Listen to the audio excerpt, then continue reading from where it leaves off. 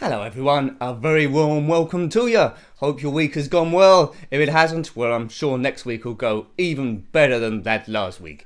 So yep, we're back in the room. There's a stormtrooper behind me, which is quite apt for this video, and a load of other stuff. Batman, not quite as relevant. So I'm a fan of the Star Wars films, as many of you might be. More so the original trilogy. So there was a New Hope, which is originally just called Star Wars, Empire Strikes Back, and Return of the Jedi, of course. And then that's the only three films there were for quite some time, a long time. So folklore built up. Everyone loved those films. It was born around about that time. And then, of course, there's the original trilogy. Now, well, the prequel trilogy. Now, that prequel trilogy was a bit of a disappointment to me, but people just coming into Star Wars didn't mind those films too much, so it's an age thing, I suppose. But looking back on it now, those characters in the early prequel trilogy didn't hang around very long, didn't get too much attachment, and they weren't very deep. Now, that's not saying Star Wars characters are deep anyway, because it's not like Shakespeare or Macbeth or anything. But the original Star Wars trilogy had Harrison Ford in it, and he was very iconic as Han Solo and went on for an amazing movie career, including Indiana Jones and that guy out of Blade Runner, whose name I temporarily can't remember. Deckard? Something like that anyway. Now, Star Wars, or Disney, bought the rights to Star Wars off George Lucas for about £1 billion or something, which is quite a lot of money. It could certainly get me drunk on an evening. And I thought, yeah, okay, so there's going to be a lot more films now, but they've gradually killed off all the main characters that I had any attachment to in the original trilogy. Luke Skywalker, this is a bit of a spoiler, you haven't seen The Last Jedi, but he's gone. Might come back as a Force ghost, I suppose. Han Solo, he's gone. Not sure about Lando Calrissian, is he still knocking about? But it seems that most characters in Star Wars end up with a very tragic end, and very few of them die of natural causes, apart from Yoda, of course, on Dagobah, in The Empire Strikes Back. So what's the point of this video? Well, one of my favourite characters of all time, as you might be aware, Han Solo, which I just said, is being made into a standalone film, Han Solo the movie. Now, Han Solo the character, if you're unaware, is he's got no full skills like all the others, no lightsaber. He's a cocky smuggler from Corellia. Flies the Millennium Falcon and goes round with his Wookiee co-pilot Chewbacca. He's a scoundrel, he doesn't play by the rules, and quite often he will lie to get through things. Now, this character had a bit of depth to it. Harrison Ford brought a lot to the character, and it worked quite well with what can say was a mediocre script. So the looks he gave, the swagger he had for that particular character.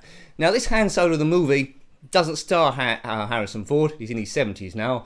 This is going back to the early years of Han Solo, before he met Chewbacca, before he come into contact with Millennium Falcon, before he come in contact with Lando Calrissian. So it's very early. Now, the guy that's going to be playing Han Solo, I believe this is already filmed, I'm probably going to pronounce this wrong, it's called Aldrin Ehrenreich or something, or Ehrenreich.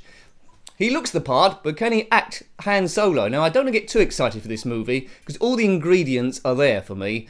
A great character, early days of Han Solo, when he's just making his way, trying to get as a pilot, meeting different people, and it's like smuggling era. Now, if you ask me what are my favourite characters to be made into movies, it'd definitely be Han Solo, Ben Kenobi not quite as much, but Boba Fett as well, who's hardly in the original trilogy, but I thought that'd be kind of interesting.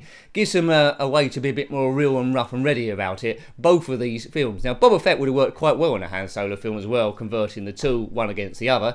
I think that happened in a novel in the expanded universe, which is now deemed to be irrelevant. So, the Han Solo movie, directed by Ron Howard, who's in Happy Days as Cunningham, I believe, has directed other movies such as The Da Vinci Code, Rush and Inferno. I'm not sure how many space sort of like epics he's done. It looks good from the trailer, which I have going on in the background there.